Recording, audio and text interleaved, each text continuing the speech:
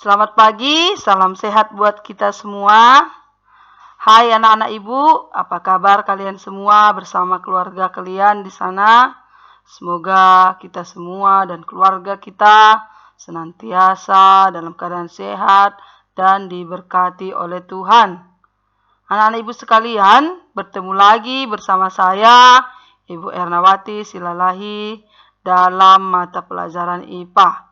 Sebelum kita memulai pembelajaran kita, marilah kita berdoa di tempat kita masing-masing sesuai dengan agama dan kepercayaan kita. Doa dimulai.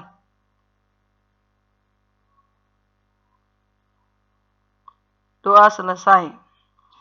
Anak-anak ibu, pada pertemuan kedua ini kita akan mempelajari tentang organ gerak hewan, vertebrata dan invertebrata serta fungsinya. Nah, organ gerak hewan dan fungsinya. Ya, coba perhatikan gambar berikut, Nak. Yaitu adalah burung, ya. Organ gerak burung adalah sayap. Cara bergeraknya dengan cara terbang. Jadi, sayap itu fungsinya untuk terbang. Nah, jadi setiap hewan memiliki alat gerak. Nah, alat gerak hewan disesuaikan dengan aktivitas dan tempat hidupnya. Di sini ada ibu sajikan tabel alat gerak beberapa hewan. Anak-anak ibu bisa baca, ibu hanya membacakan nomor 1 sampai nomor 4 enak ya. 5 sampai 8 nanti boleh dibaca sendiri untuk mempersingkat waktu kita. Nah, yang pertama ikan mas dan ikan hiu. Ya, alat geraknya berupa sirip dan ekor, fungsinya untuk berenang. Yang kedua ada katak. Alat geraknya berupa kaki dan tungkai, ya, fungsinya untuk berjalan, melompat dan berenang. Dan yang ketiga ada buaya, sapi, ya, alat geraknya berupa kaki dan fungsinya untuk berjalan.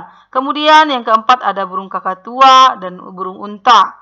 Nah, kalau burung kakatua alat geraknya berupa sayap, sedangkan burung unta alat geraknya berupa kaki karena unta nggak bisa terbang ya, Nak ya.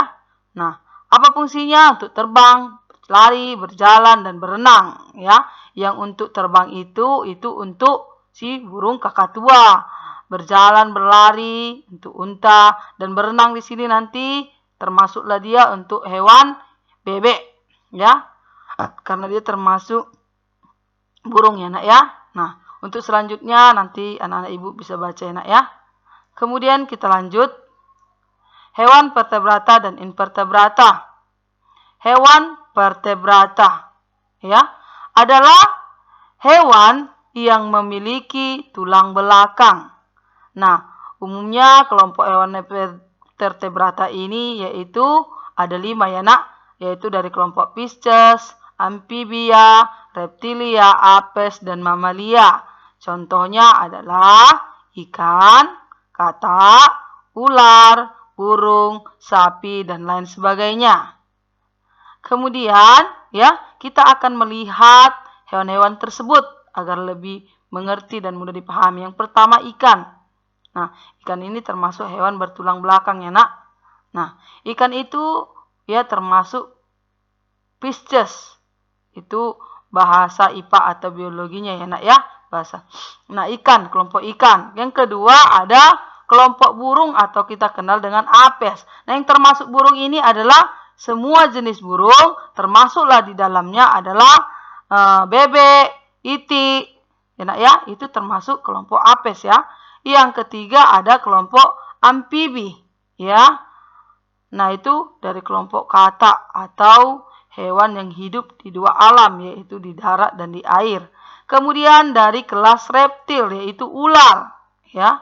Nah, ular ini adalah hewan melata. Kemudian yang terakhir adalah dari kelas mamalia, ya, atau hewan menyusui. Banyak ini contohnya, Nak. Sapi, kuda, kerbau, kelinci, termasuk di sini ikan paus. Satu-satunya ikan yang termasuk dalam kelas mamalia yang hidup di air, ya. Kemudian hewan invertebrata, ya, adalah hewan yang tidak memiliki tulang belakang, ya. Nah, kelompok hewan invertebrata ini antara lain kelompok Porifera, atau hewan berpori, solentrata atau hewan berongga, permes atau hewan cacing, arthropoda atau hewan berbuku atau beruas, echinodermata hewan berduri, dan moluska atau hewan bertubuh lunak. Nah, contohnya antara lain teripang atau kita sering kenal sebagai timun laut ya nak ya, ubur-ubur, cacing, bintang laut, kupu-kupu, belalang, siput, dan lain sebagainya. Kemudian ini dia gambarnya ya nak, biar lebih memahami. Ini yang disebut dengan teripang. Ya. Kemudian ini ubur-ubur.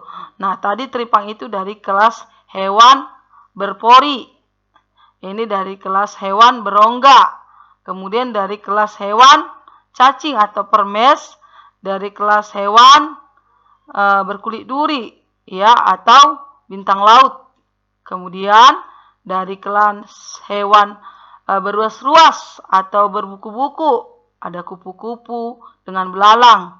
Kemudian yang terakhir dari kelas hewan bertubuh lunak atau hewannya contohnya adalah siput. Nah, itu adalah hewan-hewan kelompok hewan tidak bertulang belakang atau invertebrata. Nah, nama lain invertebrata juga ada yang menyebutnya sebagai avertebrata, sama ya nak ya. Nah, lalu kita mau lihat apa perbedaan antara hewan vertebrata dan invertebrata. Nah, hewan vertebrata ya, salah satu cirinya yang pertama memiliki tulang belakang. Yang kedua, memiliki bagian tubuh berupa kepala, leher, dan badan. Kemudian yang tiga, gerak tubuhnya lebih cepat. Ya, karena tubuhnya memang lebih besar ya nak dibanding dengan hewan invertebrata. Kemudian susunan sarafnya sudah kompleks. Ya, dan yang kelima, memiliki tubuh simetris bilateral. Artinya, simetris bilateral ini jika tubuh hewan dibelah menunjukkan dua sisi simetris yang sama. Dan yang terakhir adalah invertebrata. Ya, ciri-cirinya tidak memiliki tulang belakang, bentuk tubuh sederhana, gerak tubuh lebih lambat ya, dan tubuhnya kecil. Kemudian susuran saraf tepi di perut, memiliki tubuh simetris radial atau bilateral. Inilah perbedaan antara hewan vertebrata dan invertebrata. Nah, untuk tugas ya, di sini ada 5 yang Ibu sajikan. Yang pertama, apakah ikan hiu digolongkan ke dalam hewan vertebrata? Mengapa? Dan tuliskan alat geraknya serta fungsi alat gerak tersebut. Yang kedua, tuliskan pengertian dari hewan vertebrata dan invertebrata serta tuliskan masing-masing 5 contohnya. Ya nak. Kemudian yang 3, mengapa cacing tanah termasuk ke dalam hewan invertebrata? Ya. Yang keempat, tuliskan dalam bentuk tabel. Ya, sini kurang spasinya. Tuliskan dalam bentuk tabel perbedaan antara hewan vertebrata dengan invertebrata. Yang terakhir, yang kelima, tuliskan nama alat gerak dan fungsinya hewan yang ada pada gambar di bawah ini. Ini gambar ubur-ubur ya. Nah, demikian ya pembahasan materi tentang organ gerak hewan vertebrata dan invertebrata. Semoga anak ibu memahami apa yang ibu sampaikan. Jikalau ada pertanyaan atau yang tidak dimengerti, boleh japri ibu ya nak ya. Nah, sekarang mengapa kita perlu belajar nak? Ya, kita belajar maupun dalam bentuk daring maupun luring, ya tujuannya sama. Kita belajar untuk masa depan.